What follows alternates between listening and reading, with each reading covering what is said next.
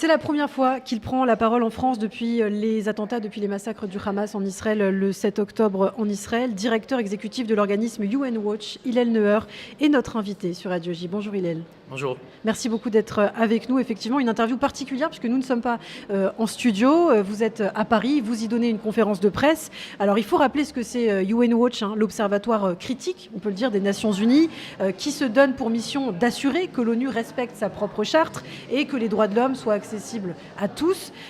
Alors, justement, vous êtes en France. Pourquoi c'était important pour vous de venir à Paris vous exprimer ? Plusieurs raisons. C'est important d'être ici en France.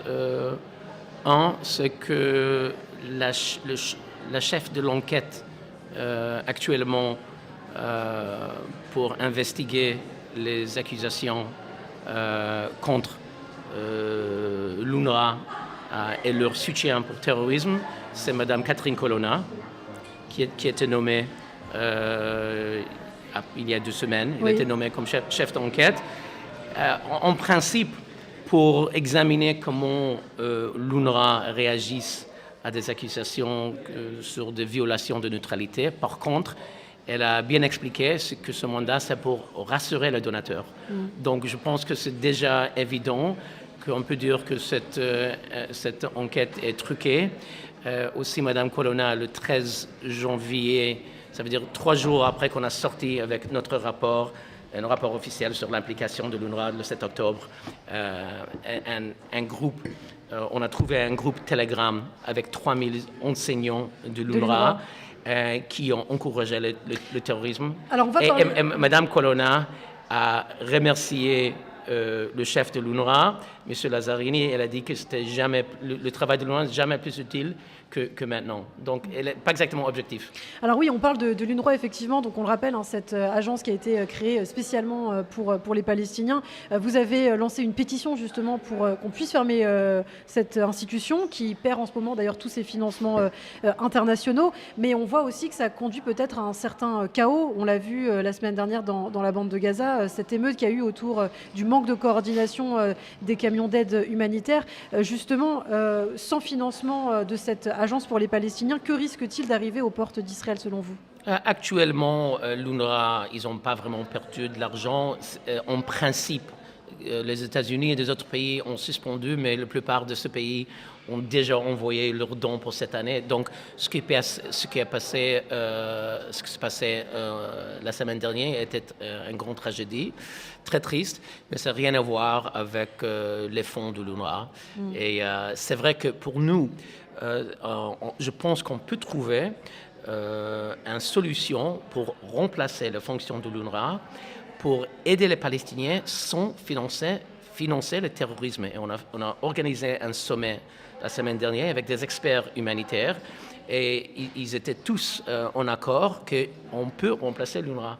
Le ligne de l'ONU que l'UNRWA est irremplaçable, ça c'est fausse. C'est pas vrai. Vous parlez de l'UNRWA. Aujourd'hui, l'ONU estime qu'il y a 5 millions de réfugiés palestiniens. C'est un chiffre énorme au regard des populations, en réalité, qui sont parties en 1948 à la fondation de l'État d'Israël. Qu'est-ce que vous en pensez, justement ? Est-ce que vous pensez que c'est possible un jour que ce statut de réfugié, cette filiation, finalement, qu'ont les descendants des réfugiés palestiniens de 1948 va s'arrêter ? Vous l'espérez ? Oui, il faut avancer. On était tous des réfugiés. Mes grands-parents, mes arrière-grands-parents sont arrivés au Canada en 1904. Je ne suis pas un réfugié russe. On avance en Jordanie. On a 2 millions de Palestiniens qui ont la citoyenneté jordanienne.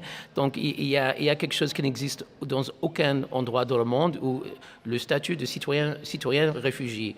Donc, on a 2 millions de citoyens jordaniens que, selon l'ONU, ils sont des réfugiés. Mais ça, c'est absurde. Et c'est nous qui payons. C'est nous qui payons. C'est la France, c'est les États-Unis qui payent pour le service. Et c'est pour un but politique, destructif.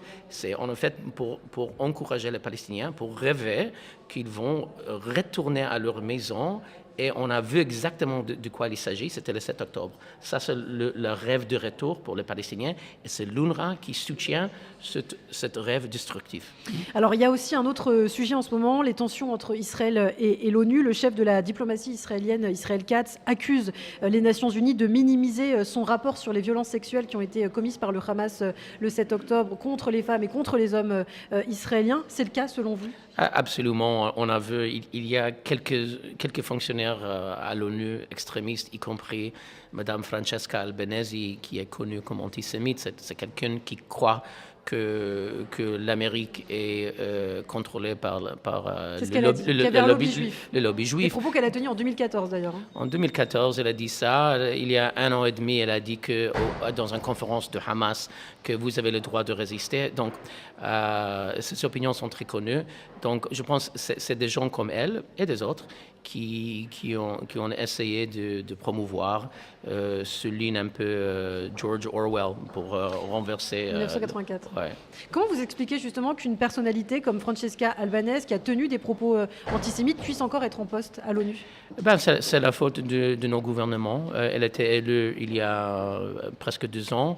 On était là, on a sonné les alertes, on a bien expliqué tout son passé avec un grand dossier. Elle est élue par consensus, il n'y avait aucun pays qui a voté contre, donc c'est une catastrophe. Et concernant Antonio Guterres, vous avez écrit sur Twitter, ils ne peuvent pas dire qu'ils ne savaient pas. Antonio Guterres le savait, les Nations Unies le savaient concernant l'UNRWA dont on parlait tout à l'heure. Ils ont simplement choisi de ne pas agir. Pourquoi, selon vous, ont-ils décidé de se taire ? Ça, je ne sais pas. Je pense que c'est leur obligation d'expliquer comment ça se fait que durant 10 ans, chaque année, on a publié des rapports pour sonner les alertes qu'on a des centaines d'enseignants de l'UNRWA qui encouragent le terrorisme et qui louent Adolf Hitler et les nazis. Et leur réponse était de nous attaquer. Ça, c'était leur réponse. Antonio Guterres est antisémite selon vous ? Non, je ne pense pas, mais je pense que c'est un politicien. Et au moment qu'il a pris cette position, il connaît très bien qui sont les maîtres là-bas. Il y a 56 pays musulmans, il y a la Russie, la Chine, etc. Donc, je ne pense pas qu'il est antisémite, mais c'est un politicien et il veut réussir là-bas. Malheureusement, beaucoup de gens qui ne sont pas forcément antisémites, dans les derniers 6 mois, ont fait beaucoup de mauvais choix. 2 dernières questions. Hillel Neuer, merci d'être avec nous. Ça vous indigne aussi quand vous voyez tout ce qui se passe dans le monde, dans les pays musulmans, le Yémen, le Soudan, en Iran, qui a finalement très peu de condamnations à l'ONU contre ces pays qui ne respectent pas les droits de l'homme. Ça vous indigne justement ce 2 poids, 2 mesures ? C'est toujours 2 poids, 2 mesures. Par exemple, le régime iranien, ils étaient élus au mois d'octobre comme président d'un forum droits de l'homme, au Conseil droits de l'homme. La semaine prochaine, ou en 2 semaines, le 18 mars, le régime iranien sera président de la conférence de désarmement. C'est le pays qui est peut-être le pire violateur au sujet de armes nucléaires. Ouais. Pour choisir ces pays-là pour des postes importants à l'ONU, c'est absurde et c'est obscène. Une dernière question pour terminer. Comment vous voyez aujourd'hui la suite des événements, la suite du conflit entre Israël et le Hamas et peut-être la position de l'ONU ? Est-ce que vous pensez qu'elle va évoluer ? J'espère. L'ONU, il y a certainement certaines réflexions du monde, le pays membre. Et j'espère que, pas seulement pour Israël, mais pour le monde libre, pour le monde démocratique, c'est très important que la civilisation gagne et pas le barbarisme. Donc on espère qu'Israël va gagner contre ces terroristes meurtriers. Ouais. Merci beaucoup, Hillel Neuer. Merci d'avoir été avec nous. Je le rappelle, vous êtes directeur exécutif de l'organisme UN Watch et on peut vous retrouver sur tous vos réseaux sociaux. Merci beaucoup.